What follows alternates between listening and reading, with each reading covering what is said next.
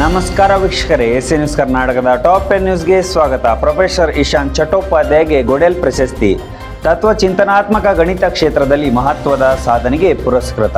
Delhi Dubai air India ವಿಮಾನ ರದ್ದು, ಸುರಕ್ಷತಾ ಪರಿಶೀಲನೆ ಹಿನ್ನೆಲೆಯಲ್ಲಿ ನಿರ್ಧಾರ.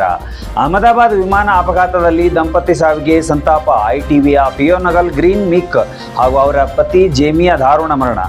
ಭಾರತ ಸರ್ಕಾರದಿಂದ ಉನ್ನತ ವಿಮಾನ ಸಮಿತಿ ರಚನೆ, ಅಪಘಾತದ ಪರಿಶೀಲನೆಗಾಗಿ ತಜ್ಞರ ತಂಡ. ಟ್ರಂಪ್ ಇರಾನ್ ವಿರುದ್ಧ ಕಠಿಣ ಹೆಜ್ಜೆ, ನಿರಪೇಕ್ಷಿತ ಶರಣಾಗತಿಗೆ ಕರೆ. ಕರ್ನಾಟಕದಲ್ಲಿ ಬೈಕ್ ಟ್ಯಾಕ್ಸಿಗೆ ಬ್ರೇಕ್, ಹೈಕೋರ್ಟ್ ಆದೇಶದ ಬಳಿಕ ಸೇವೆ ಸ್ಥಗಿತ, ಚಾಲಕರಿಗೆ ಕೆಲಸ ಕಳೆಯುವ ಆತಂಕ. ನಮ್ಮ ಮೆಟ್ರೋ ಹೆಬ್ಬಾಳ ಡಿಪೋ ಯೋಜನೆ ರದ್ದು, ಸ್ಥಳೀಯ ಒತ್ತಾಯದ ಮಧ್ಯೆ ಯೋಜನೆ ಕೈಬಿಡಲು ನಿರ್ಧಾರ. ಲೋಕಾಯುಕ್ತ ದಾಳಿ, ಮಾಜಿ ಎಸ್ಪಿ ವಿರುದ್ಧ ಭ್ರಷ್ಟಾಚಾರದ ತನಿಖೆ. ಬೆಂಗಳೂರು ರಸ್ತೆಗಳ ದುಸ್ಥಿತಿಯಿಂದ ಅಪಘಾತ ಭೀತಿ, ಶಾಲಾ ಬಸ್ಸು ಚಾಲಕರು ಅಸಮಾಧಾನ. ದೆಹಲಿ ವಿಮಾನ ನಿಲ್ದಾಣ ಜಲಾವೃತ, ಟರ್ಮಿನಲ್ 1ರಲ್ಲಿ ನೀರು ನುಗ್ಗಿದ ಪರಿಣಾಮ ವಿಮಾನ ದಿಕ್ಕು ಬದಲಿ. ಭಾರತದ ಶ್ರೇಷ್ಠ ಸಸ್ಯಾಹಾರಿ ನಗರ ಪಟ್ಟಿಯಲ್ಲಿ ಅಹಮದಾಬಾದ್ ಮೊದಲು. ಆಹಾರದ ಅಭ್ಯಾಸದ ಆಧಾರದ ಮೇಲೆ ವರದಿ. ಬಳ್ಳಾರಿಯಲ್ಲಿ ಖಾಸಗಿ ಆಸ್ಪತ್ರೆಯ ವೈದ್ಯನ ವಿರುದ್ಧ ನಿರ್ಲಕ್ಷ್ಯ ಆರೋಪ. ಇದಾಗಿತ್ತು ಇವತ್ತಿನ ವಿಶೇಷ ಟಾಪ್ 10 ನ್ಯೂಸ್. ಮತ್ತೆ ಸಿಗೋಣ ಮುಂದಿನ ಸುದ್ದಿಯಲ್ಲಿ. ನಮಸ್ಕಾರ, ಧನ್ಯವಾದಗಳು ವೀಕ್ಷಕರೇ.